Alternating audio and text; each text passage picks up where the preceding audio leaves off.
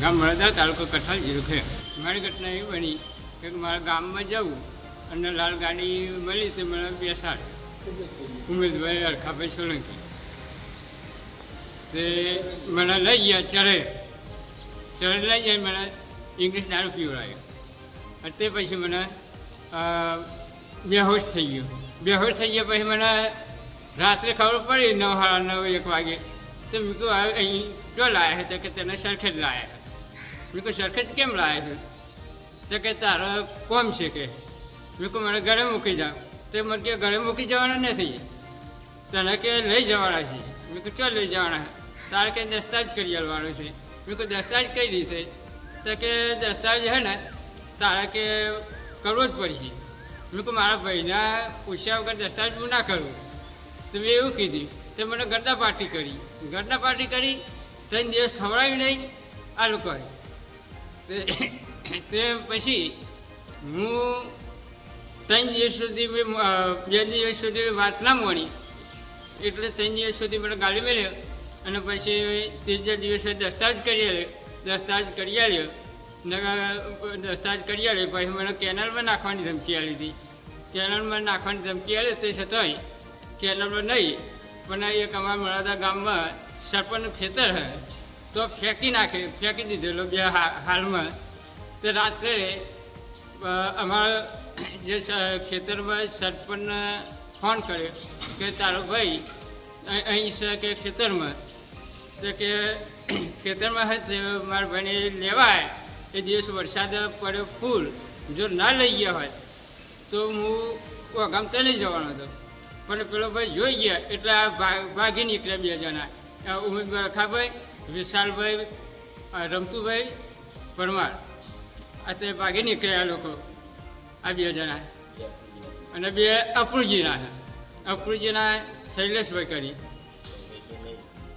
ના અપરુજીના ગોવિંદભાઈ અને પિન્ટુભાઈ અને પિન્ટુભાઈ 2 અપરુજીના રહેવાસીઓ પૂર્વ વિભાગમાં રહે આ લોકો બરાબર અને ખોટી રીતે કે કાલે મને અને જબરજસ્તી સહી કરાવી અને દસ્તાવેજ ખોટી રીતે કરે મેં તો બેંકમાં ગયો તો બેંકમાં કે આ તો ક્યાં ખોટા ચેક છે આ ચેક ના ચાલે કે તે પછી હું પાછો આવ્યો ઘરે પછી કઠલાલ પોલીસ સ્ટેશને ફરિયાદ નોંધાઈ અને ફરિયાદ નોંધાવી પછી આજ રોજ મારી પોલીસ સ્ટેશનમાં જે ફરિયાદ નોંધાઈ એ કાયદેસરની કાર્યવાહી થવી જોઈએ. નામ સનાજી બાબાજી ઝાલા, ગામ બળદરા, તાલુકો કઠલાલ, જિલ્લો ખેડા. હવે સાહેબ એવું જાણવા મળ્યું કે 15 તારીખે અમારા જ ગામનો વ્યક્તિ એ ઉમેદભાઈ અરખાભાઈ સોલંકી અને અમારા ગામનો ખેડૂત ખાતેદાર કમલેશભાઈ કનુભાઈ ભોઈ અને આ ઉમેદભાઈ કમલેશભાઈ કનુભાઈ છેતરાઈને ઉઠાઈ ગયા. 2 દિવસ ગોધી રાખ્યો. ગુણવંતભાઈ કનુભાઈ ઉઠાઈ ગયા. 2 દિવસ એમને સરખેજ મુકામે ગોધી રાખ્યો અને બળજબરીથી પછી 17 તારીખે કઠલાલ પોલીસ સ્ટેશને કઠલાલ સબ રજિસ્ટ્રાર કચેરી લાઈન જાત ધમકી આપી લખાણ કરાવી લીધું, વેચાણ દસ્તાવેજ કરાવી લીધો અને પછી રાત્રે આ લોકો રોડ ઉપર ફેંકીને જતા રહ્યા. રાત્રે ચેક 60 લાખના 2 આપ્યા. એક્સિસ બેંક ધોળકા, તાલુકો ધોળકા ચલોડા ગામના અને 2 ચેક બોગસ હતા. એમાં ચેક આપનારની સહી બિલકુલ નથી. પછી અમે પોલીસ સ્ટેશને ગયા અને ફરિયાદ આપી કે આની કાર્યવાહી અવશ્ય થવી જોઈએ અને કડક કાર્યવાહી થવી જોઈએ. કમલેશભાઈ કનુભાઈ